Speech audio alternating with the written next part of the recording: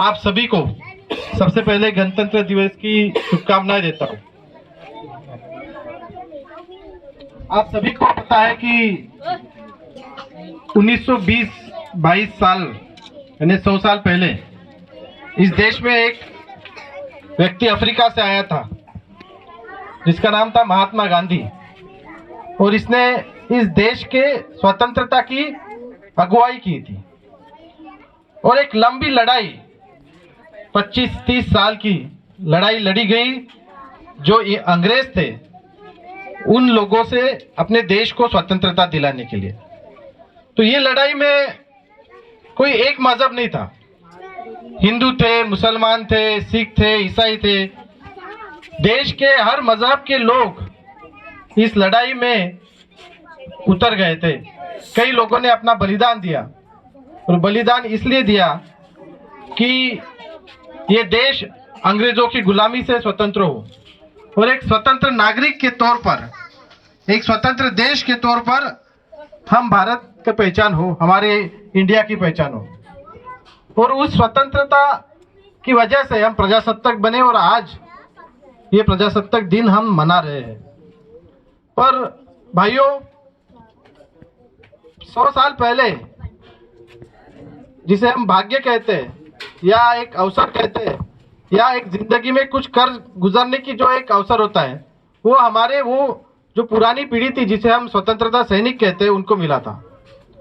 उसके बाद के 75 सालों में देश के लिए कुछ करने की अवसर ना मेरे जैसे युवकों के सामने आया, ना आपके सामने आया।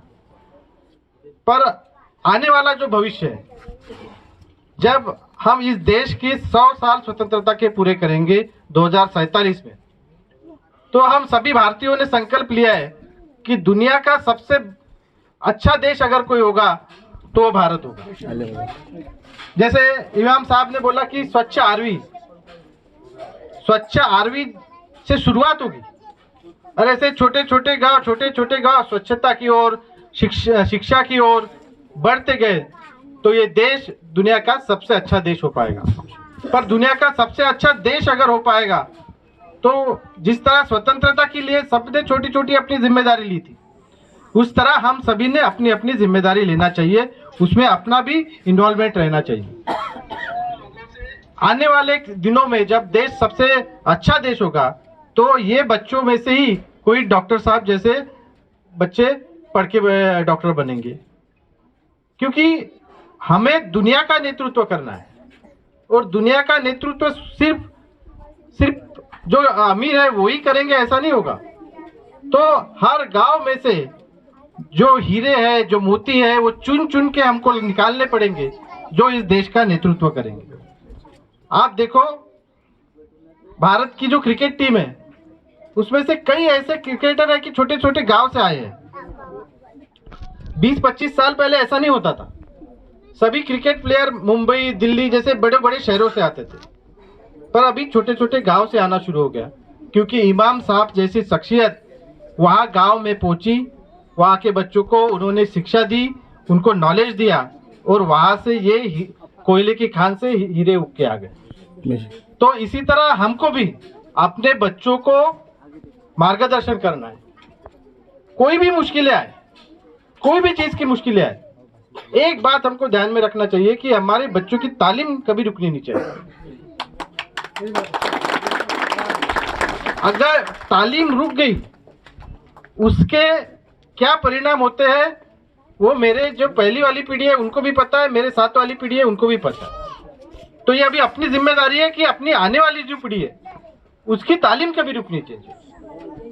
और ये हमेशा अपने को उनको ये अपना प्रयास रहना चाहिए कि दुनिया में जो अच्छा है वो अपने बच्चों को मिलना चाहिए, तभी जाके वो बड़े बनेंगे और तभी अपने देश का नाम रोशन करेंगे। हम सब बोलते हैं कि हमारा देश सबसे प्यारा, पर देश प्यारा कैसे होगा? अपने को उसको प्यारा बनाना पड़ेगा। बोलने से प्यारा थोड़ी बनेगा, और प्यारा बनाने के लिए अपने को मेहनत करनी पड़ेगी। सिर्फ आप बच्चों को मेहनत नहीं करनी पड़ेगी, हम सबको मिलकर मेहनत पड़ेगी। यहाँ पे लिखा है कि हम बुलबुलें हैं इसकी, ये गुलसीता हमारा। भगवान ने गुलसीता बनाया है इस देश को, और उसको बना के रखने की जिम्मेदारी अपनी। अपन किसी चीज को, किसी ने अपने को अच्छा बगीचा बना के दिया, उसका मेंटेनेंस ही नहीं किया, उसको तो बढ़िया पानी नहीं दिया और अच्छे नए नए फूल वहां नहीं लगाए, तो वो सुनसान हो जाएगा, वीरान हो जाएगा। तो इस गुलदस्ता को हमको बनाए रखना है, और उसके लिए जो शिक्षा है वो सबसे महत्वपूर्ण है। मुझे पता है कि हम लोगों को, ये सब बच्चों को शिक्षा के लिए बहुत अड़चने है, और इमाम साहब मेरे को ये भी पता है कि सब बच्चों को आपको मस्जिद में पढ़ाना पड़ता है, मदरसे की हालत ठीक नहीं है। पर मैं इमाम साहब आपको ये गारंटी देता हूँ कि ये बच्चों के लिए अच्छे मदरसे की व्यवस्था करने की जिम्मेदारी मेरी। जो अपनी जो ये अभी जो ये पुराना मदरसा है, जो अभी खस्ताहाल है, उसको अच्छे से बनाना है, ये बच्चों के लिए अच्छी सी सुविधा करना है। ये बच्चे बहुत टैलेंटेड है, पर अच्छी जगह पढ़ लिखेंगे, आजू बाजू का उनका वातावरण अच्छा रहेगा तो और ज्यादा अच्छे से पढ़ पाएंगे। तो ये अपना जो इसको जो मरम्मत करना है या नए से बनाना है, उसकी जिम्मेदारी मेरी है। और मैं आपको ये विश्वास भी देता हूँ कि आने वाले कुछ दिनों में इसके लिए जो कुछ खर्चा लगेगा वो भी जो अपना डिपार्टमेंट है अल्पसंख्यक विभाग, उसके माध्यम से हम करेंगे। अपनी सिर्फ जिम्मेदारी ये है कि जो अपना फाउंडेशन है उसको कुछ भी जरूरत लगेगी ये बच्चे के तालीम के लिए, तो हम वो भी करने के लिए तैयार है।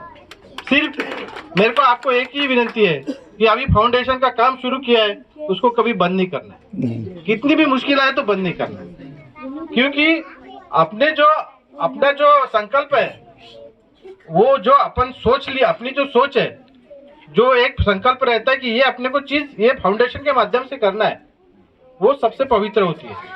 और कहा गया है कि अपन अगर कोई अच्छी चीज सोचे तो पूरी कायनात उसको पूरा करने के लिए मदद करती है।